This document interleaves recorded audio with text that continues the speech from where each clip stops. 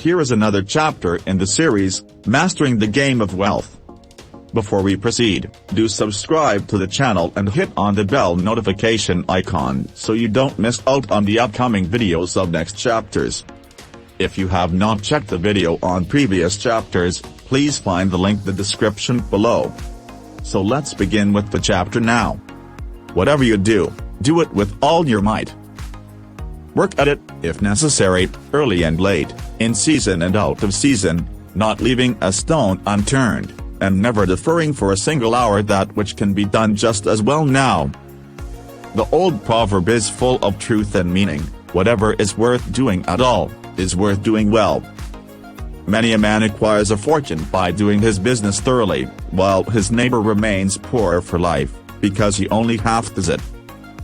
Ambition, energy, industry, perseverance, are indispensable requisites for success in business and life. Fortune always favors the brave, and never helps a man who does not help himself. It won't do to spend your time like Mr. Micawber, the clerk in Charles Dickens's 1850 novel David Copperfield, in waiting for something to turn up. To such men one of two things usually turns up: the poorhouse or the jail. For idleness breeds bad habits, and clothes a man in rags. The poor spendthrift vagabond says to a rich man, "I have discovered there is enough money in the world for all of us. If it was equally divided, this must be done, and we shall all be happy together." "But," was the response, "if everybody was like you, it would be spent in 2 months, and what would you do then?" "Oh, divide again. Keep dividing, of course." Published in a London paper is an account of a philosophic but poor guy who was kicked out of a cheap boarding house because he could not pay his bill, but he had a roll of papers sticking out of his coat pocket, which, upon examination, proved to be his plan for paying off the national debt of England without the aid of a penny. People have got to do as Oliver Cromwell, English general and statesman, said: not only trust in Providence, but keep the powder dry.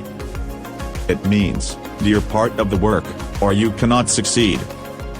Muhammad the Prophet, one night, while encamping in the desert, overheard one of his fatigued followers remark, "I will loose my camel, and trust it to God." "No, no, not so," said the Prophet, "tie thy camel, and trust it to God. Do all you can for yourselves, and then trust to Providence, or luck, or whatever you please to call it, for the rest." If you have liked the video, then please give your like, and subscribe to the channel and hit on the bell notification icon so you don't miss out on upcoming videos in the series.